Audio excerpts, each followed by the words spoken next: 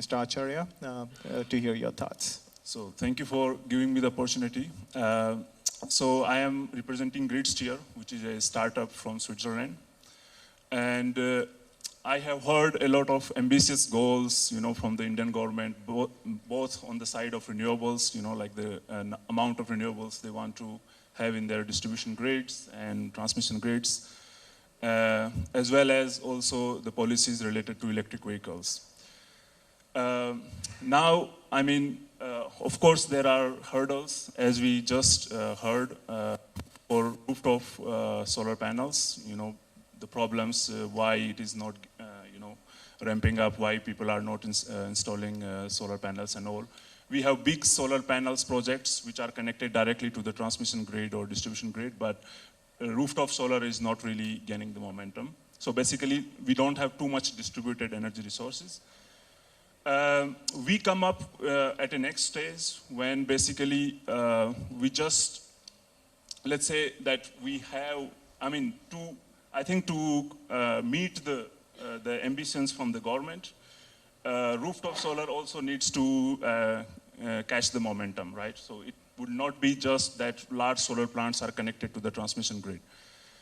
And when there will be so much of distributed energy resources, if these plants are to be met, and the load would also increase due to air conditioning and electric vehicles, there will be issues in distribution grids. So there will be two kinds of issues mainly. First is related to the power quality. And second is the fact that the whole system will become more uncertain because of the stochastic nature of the basically renewables, right? So how to avoid these two things? Because if we don't actually tackle the problem of stochasticity and the system is still uncertain, then what would happen is that we will need more high ramping, fast ramping fossil fuel based resource to actually balance the grid, which is again counterintuitive, right? Because we are solving the problem of carbon and again we are, going back to the same situation. So in our opinion, what we actually need is to make the small systems, distribution grids or be it microgrids, predictable, completely dispatchable. So we have renewables in a particular subsystem, but we take out the uncertainty for the rest of the system. How do we do it? We have to do every day, let's say we plan for the next day, we compute a dispatch plan based on, forecasting of the load and generation. And then we should have a way to actually follow this pre-computed dispatch plan. So basically by doing that, what you are able to do is you are removing the uncertainty of the particular grid or distribution system or microgrid from the rest of the system. So for the rest of the system, it really becomes as a completely controllable system. And it's like any other generation system or, consumption system. So that would, I think we have to go into this direction of having the distribution systems or microgrids. The second thing is when we will be able to doing this, when we will be actually doing that, while doing that, we need to make sure that actually there are no issues of power quality in the grid which we are controlling. There are no issues of line congestions.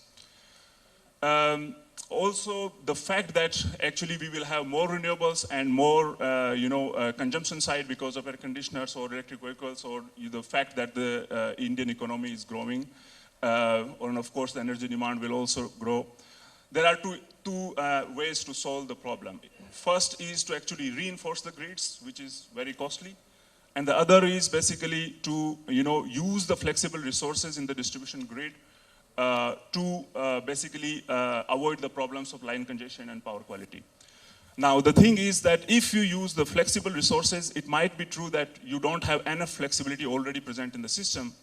And then we need solutions where we can actually look at the flexibility, what is already present in the distribution system. If we can somehow, of course there are regulatory and other business hurdles there. But if we can sort them out, if we can use the flexibility, we use that, and then we have to actually do the next stage, which is to to quantify how much additional flexibility we need in terms of, let's say, battery energy storage system or, from vehicle to grid. So these are the things which we have to actually use, and then we should be able to, use all these systems to actually, maintain the power quality in the grid and avoid the line congestion problem. Third thing I would just like to say is that this model should actually also be designed in such a way that we are actually able to support the system as well. I mean, the whole system. So the distribution system, for example, can not only do the dispatch day ahead and follow it, but also in real time actually can provide the, let's say, primary frequency support to the main grid by integrating all those resources. The key is when we will have enough flexibility, let's say battery energy storage systems for line congestion avoidance, for power quality, we should not limit them only for that purpose. We should use them for multiple services and stack different services at the same time.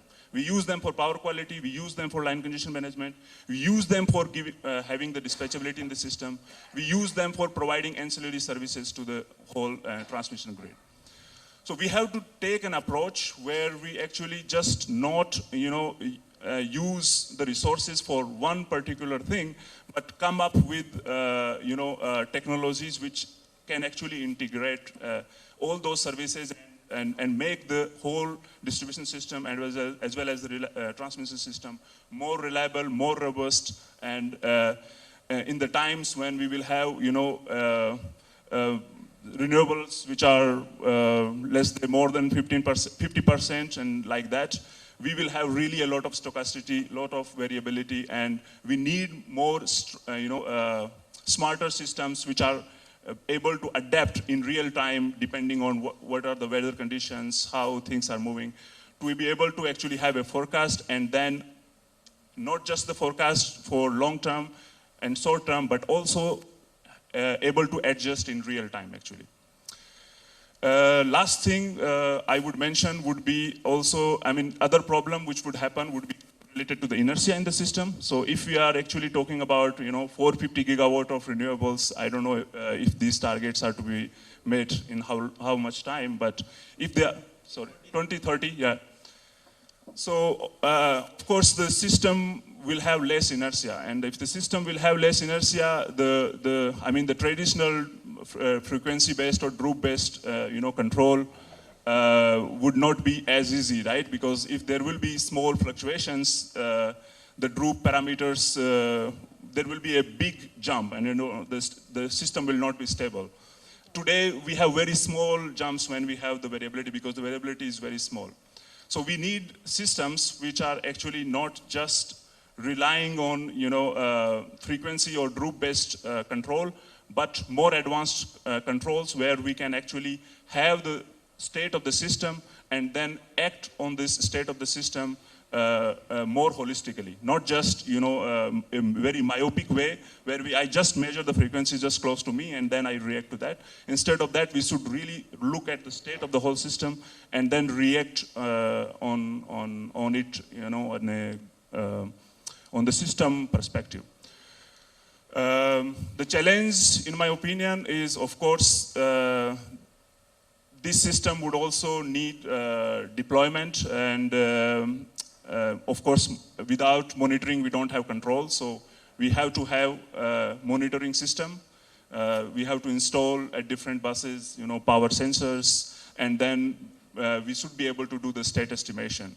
So that should be the one thing: monitoring, having access to the state of the system, and then we will only be able to react depending on whatever our, let's say, goals are. And I think the goals and objectives in the future times when the generation is not really controllable like it has been, we really need ways where we can actually match the consumption and production in real time. But of course, real time alone will not work. We will have to have approaches where we will do the planning, and planning, for years, like year planning, 5 years, 10 years long.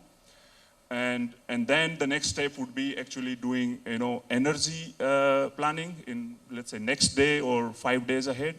And then we should be able to, the third step should be to execute in real time, basically. Whatever we have planned, we have computer dispatch plan and all, and then we execute in real time. I know that this is a very idealistic world, which I am telling, but let's see how things move. And of course, there are issues related to policy and all the hurdles we have seen, for renewables to really get the pace. And but still, I hope that we go into this direction. We don't stop here. And as we need, we should adopt actually the technologies which can actually, let's say, make the path smooth for us, to do this energy transition. So yeah, with that, I would just like to end my, speech. And of course, I would be available. You can reach out to me afterwards if you want to discuss further. Thank you. Thank you very much.